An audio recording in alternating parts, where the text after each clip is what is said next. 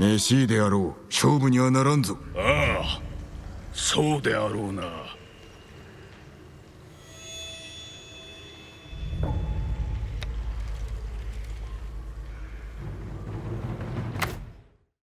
Ghost of Tsushima is the first game I ever got a platinum trophy on. I was so enthralled with Jin's quest to rid his home of its invading force that I kept playing long after I finished my review in order to discover every secret hiding across the island. It was one of my favorite experiences of last year, so it should come as no surprise that I've eagerly been anticipating the director's cut on PS5 along with the Iki Island expansion. Most of this review will discuss the expansion since that's the most easily visible new thing in this update, but before I talk about that, I want to discuss the quality of life improvements Sucker Punch has put into the game, because in all honesty, they've managed to directly address most of my criticisms of the original release. I played Ghost of Tsushima on PS4 entirely in Japanese because it seemed natural to me to have Japanese characters in a game set in the late 13th century speak their native language. It was, however, somewhat off-putting for me to see that characters' lip-sync animations were set to the English voiceover track. Fortunately, that issue is resolved in the director's cut on PS5, which according to Sucker Punch is due to the fact that the PlayStation 5 is powerful enough to render cutscenes in real time. On top of that, you can now lock onto enemies, which addresses my second major criticism of the original game. In most cases, battles in Ghost of Tsushima and its new expansion are small enough in scale that you won't lose sight of your opponent. But when battles come to include dozens of enemies and allies on screen at once, the lock-on function can be very useful for some. I thought I wanted this, but after playing with it on, I found myself preferring to keep an eye on the enemies around me, since they won't wait for Jin to dispatch the foe he's focused on before attacking on their own. I'm glad the option was added though, even if it showed me that I prefer the way battles are handled by default. If you're playing on PS5 like I did for this review, aside from the Japanese lip sync, there are also some subtle but welcome enhancements, like the use of the DualSense. Ghost of Tsushima uses the DualSense in very subtle ways, such as feeling your horse's hoofbeats as you ride across the island, or tension in the adaptive triggers as you draw your bow. They're small things and far from the most impressive uses of the controller I've seen to date, but they're fun and add to the game's immersion nonetheless.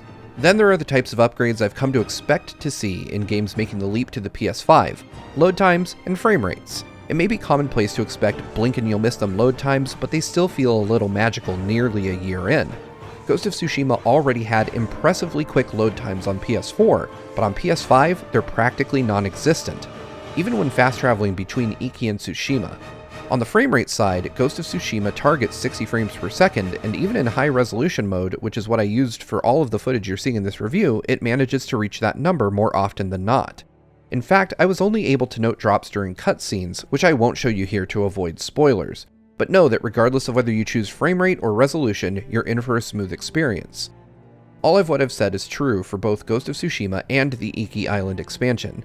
If you haven't played Ghost of Tsushima yet, the best way to describe it is as a continuation of the older style of Assassin's Creed games, mixed with a bit of Breath of the Wild. Basically, that's to say that while combat feels similar to Assassin's Creed in that you're allowed to choose between head-on encounters or stealth, Ghost of Tsushima also encourages you to explore the environment around you, nestling secrets in hard-to-reach locations. It's a mix that works incredibly well in creating something that, while not truly groundbreaking, feels unique and is a blast to experience. Playing through Ghost of Tsushima feels like playing a Kurosawa film, but the original focused far too heavily on my tastes on the stories of the supporting characters as opposed to Jin himself, something I'm pleased Sucker Punch has remedied in the Iki Island expansion. After completing Chapter 2 of the main campaign, you're able to travel to Iki Island, but I strongly recommend taking it on after you've finished Jin's adventure on Tsushima. There are some parallels between the main game and this expansion that hit differently if you've wrapped things up on Tsushima first. Iki is a much smaller map than Tsushima, but it's packed with things to do and places to explore. The surroundings of Iki aren't much different from Tsushima visually, but there are some new activities to partake in.